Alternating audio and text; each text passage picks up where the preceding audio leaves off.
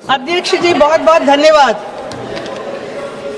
आज मैं इस संसद में वुमेन रिजर्वेशन बिल और अमेंडमेंट बिल के बारे में बोलने वाली हूँ।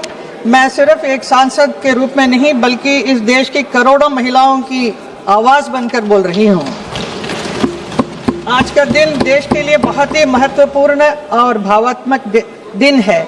नारी शक्ति अभिनंदन केवल एक बिल नहीं बल्कि उन तमाम महिलाओं का संघर्ष, हिम्मत और शक्ति का सम्मान है। सदियों से महिला अपने परिवार और अपने समाज को सशक्त करती रही बिना अपने पहचान की। आज ये बिल उन्हें सिर्फ एक रिप्रेजेंटेशन ही नहीं बल्कि उनकी आवाज़ उठाने के लिए भी एक मौका दे रही है। जब एक महिला आगे बढ़ती है तो वो सिर्फ अकेले नहीं, पूरा समाज को साथ में लेकर बढ़ती है। ये कदम आने वाले उन पीढ़ियों की बेटियों की हिम्मत, विश्वास दिलाना है कि वो भी निर्णय और भागीदार बन सकती है, अपने सपनों को साकार कर सकती है। ये आज का ये जो बिल जो है ये केवल एक कानून ही नहीं बल्कि नए युग का एक स्वागत कर रहे हैं, सम्मान, समानता और एम्पावरमेंट के युग का। मैं आज इस सदन में गर्व के साथ कह सकती हूँ कि 2014 में हमारे प्रधानमंत्री नरेंद्र मोदी जी जब प्रधानमंत्री बने, महिला सम्मान और सशक्तिकरण सरकार की नीतियों का प्रमुख हिस्सा रहा है। सरकार ने केवल महिलाओं के लिए कई योजनाएं, कानून बनाए हैं जिनका उद्देश्य सुरक्षा, शिक्षा, आर्थिक स्वतंत्रता और सामाजिक सम्मान बढ़ाना है।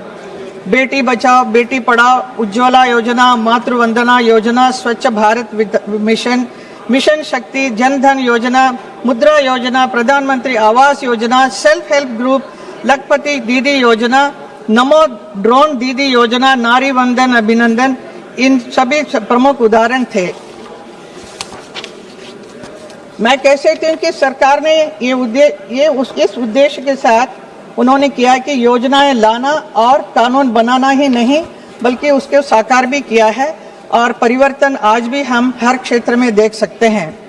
आज महिलाएं हर क्षेत्र में अग्रणी हैं, चाहे शिक्षा का क्षेत्र हो, खेल का क्षेत्र हो, विज्ञान का क्षेत्र हो, सैन्य क्षेत्र का हो, उद्योग का हो, राजनीति हो। हमारी महिलाएं हर क्षेत्र में ऊंचाई को छू रही हैं।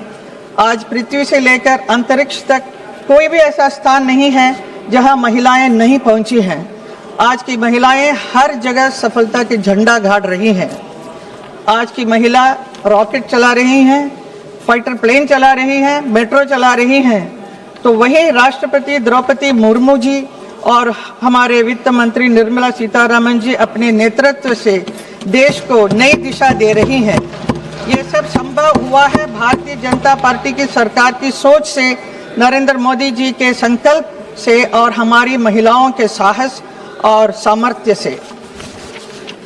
मैं एक कलाकार हूँ, मुझे बहुत ही गर्व है कि मैं सांसद होने के साथ साथ एक अभिनेत्री भी हूँ और कला जगत से भी मैं उसका रिप्रेजेंटेट करती हूँ। मैं बहुत संघर्ष और मेहनत के साथ काम करके मैंने मेरी अपनी पहचान बनाई हूँ, जिसके कारण आज मुझे इस संसद में खड़े होकर आप सबके सामने बोलने का अवसर भी मिल रहा है। मुझे एक ज़माना था जब फिल्म बनाने शुरू किया था, उन दिनों में लड़कियां फिल्मों में नहीं आ रही थी, तो पुरुष ही लड़कियों का भेष पहनकर वो एक्टिंग करते थे लड़कियों का। वो ज़माना गया जब से हमारी मीना कुमारी, मधुबाला, नरगिस जैसे बहुत ही सुंदर नारियां फिल्म जगत में आने लगी। तो ये उन बाकी सभी महिलाओं को प्रोत्साहित किया, तभी बहुत सारे लोग फिल्मों में ज्वाइन किया। ऐसे ही संगीत जगत में भी हमारे देश का जो गौरव है, लता मंगेशकर जी और आशा भोंसले जी जैसे महान कलाकार बहुत ही संघर्ष करके बचपन से वो ऐसे एक स्थान को हासिल किया है। आज पूरा देश उनको नमन करता है और उन्होंने भी बहुत संघर्ष किया, जिसकी वजह से संगीत जगत में भी आप देख सकते हैं बहुत सारी लड़कियां फिल्मों में गाना गा रही हैं। आज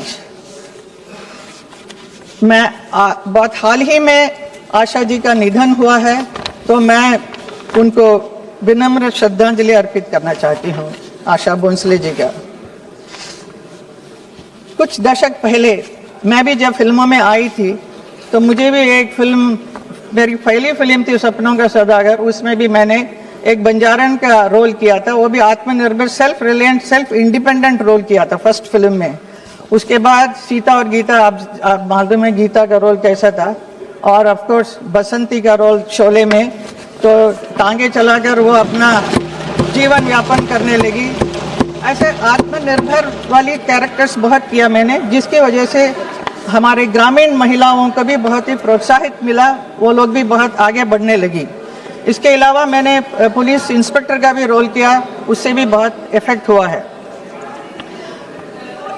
और इसके अलावा मैं एक और चीज़ कहना चाहूँगी, हमारे क्लासिकल डांस इंस्टीट्यूट में बहुत बड़ा नाम है रुक्मिणी अरुंडेल का नाम, जिन्होंने चेन्नई में बहुत बड़ा एक कला क्षेत्र उन्होंने स्थापित किया।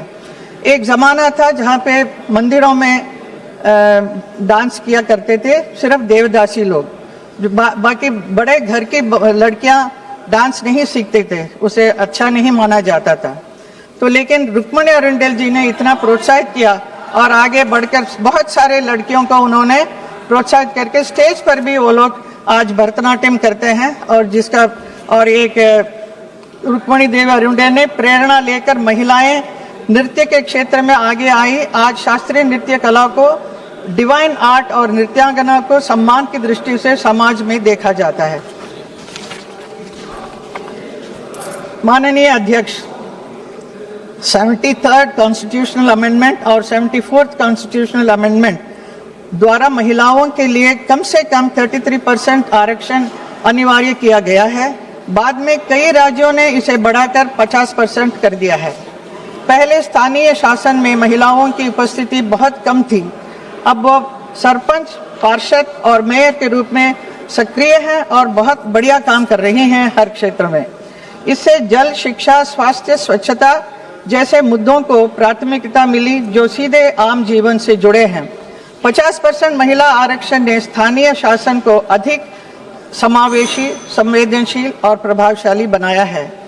ये केवल महिलाओं के लिए अवसर नहीं बल्कि पूरे समाज के लोकतांत्रिक विकास की दिशा में एक क्रांतिकारी कदम रहा है। लेकिन संसद और विधानसभा में अभी भी महिलाओं का प्रतिनिधित्व बहुत कम है। संसद में 15% और विधानसभा में 10% से भी कम है।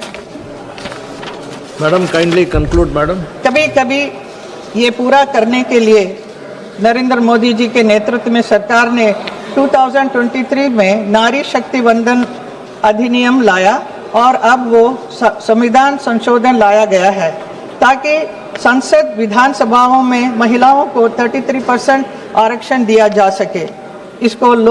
इसको लोकसभा की सीट भी बढ़ाई जा सकती है। इसमें सभी जाति, सभी धर्म और सभी क्षेत्र की महिलाओं को अवसर दिया जाएगा, कोई भेदभाव नहीं है। ये बात मैं विपक्ष को जो मांग रहे हैं उनके लिए मैं कह रही हूँ। ये नरेंद्र मोदी जी की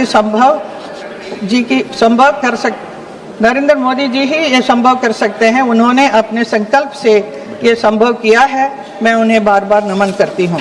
प्लीज कंक्लूड मैडम। मैं आज इस सदन में उन अनगिनत महिलाओं की ओर से कहना चाहती हूँ जिन्होंने कभी सांसद देखा भी नहीं है, लेकिन अपने घर और समाज के लिए हर दिन संघर्ष किया।